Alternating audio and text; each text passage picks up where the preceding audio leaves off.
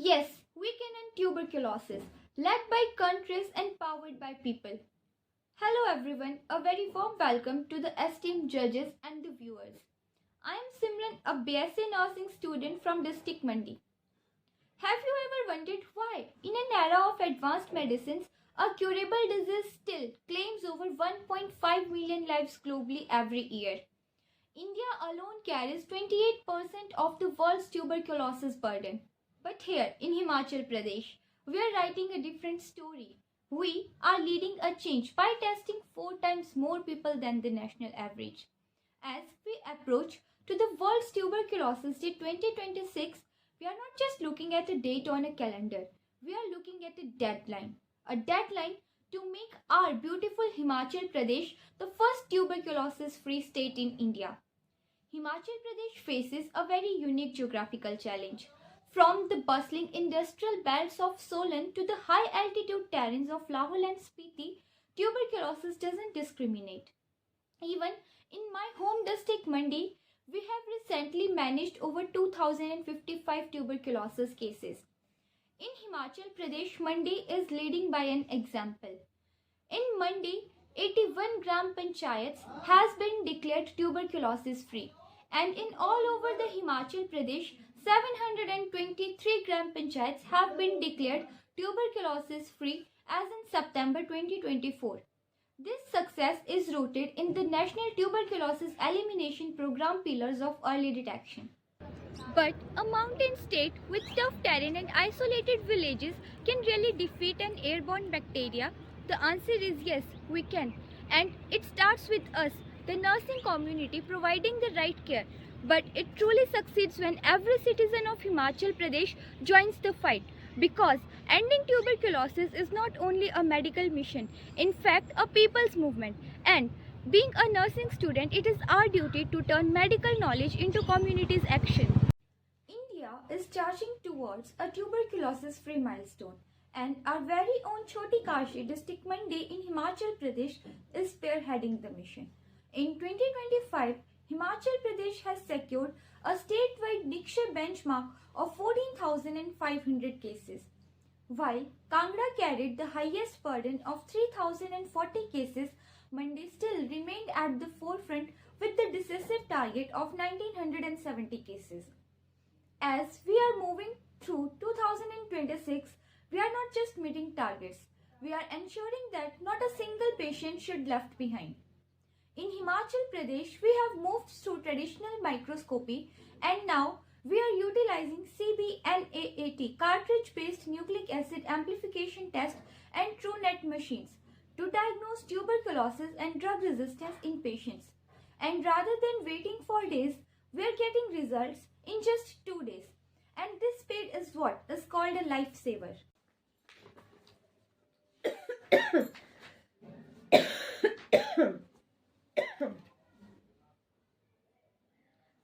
Aunty, आपकी reports आ गई हैं। रिपोर्ट्स में टीबी की पुष्टि हुई है। अरे घबराने की जरूरत नहीं, आज के समय में टीबी का इलाज पूरी तरह मुमकिन है। पर टीबी बेटा, ये बीमारी हमारे खानदान में इससे पहले कभी किसी को नहीं हुई।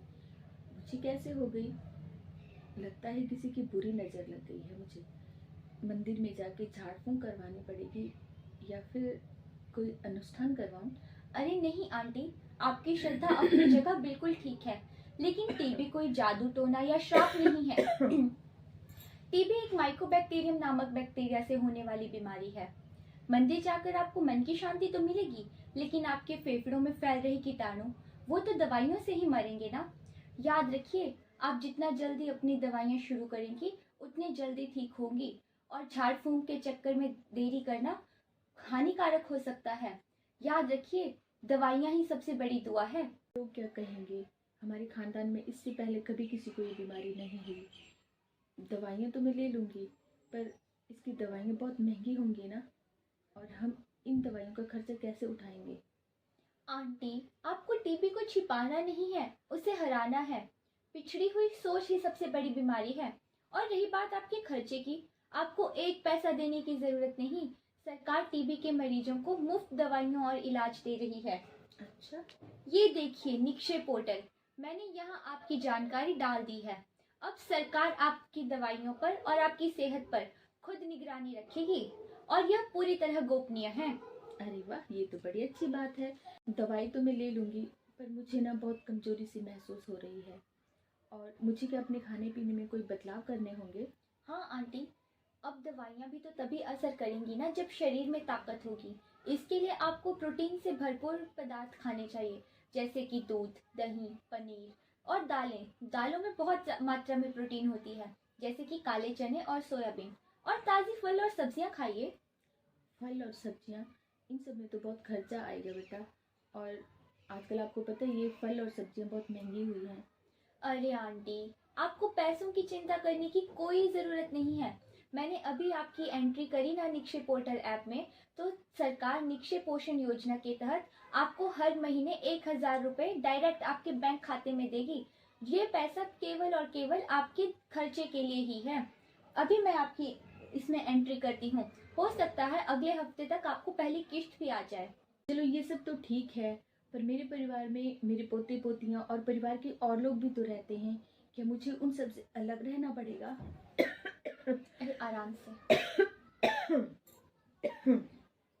आंटी, आपको पूरी तरह अलग होने की ज़रूरत नहीं है, बस कुछ सावधानियां बरतनी होंगी। जैसे कि आपने कहा आपके घर में छोटे बच्चे हैं, तो उनसे दूरी बनाकर रखिए, क्योंकि उनके शरीर में इतनी क्षमता नहीं कि वो इन्फेक्शन को लड़ सकें।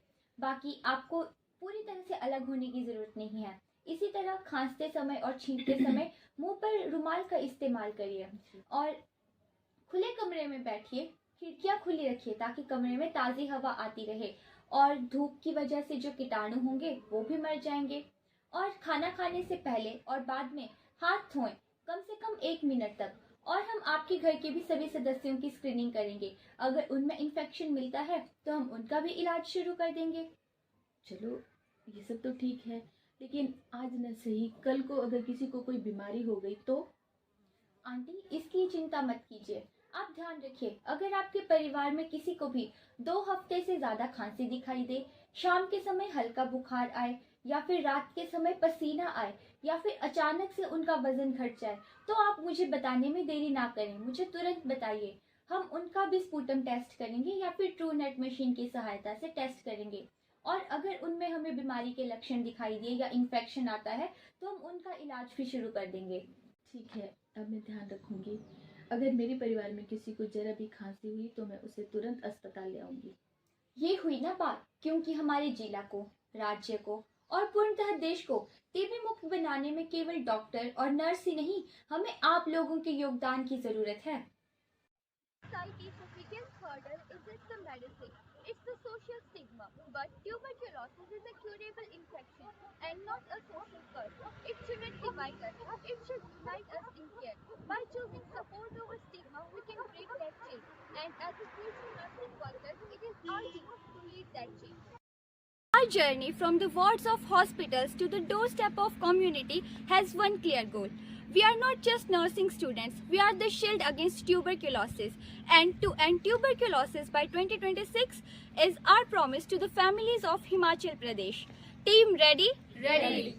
We are the future nursing workforce, and we commit to early detection and total care to make Himachal Pradesh tuberculosis free by 2026.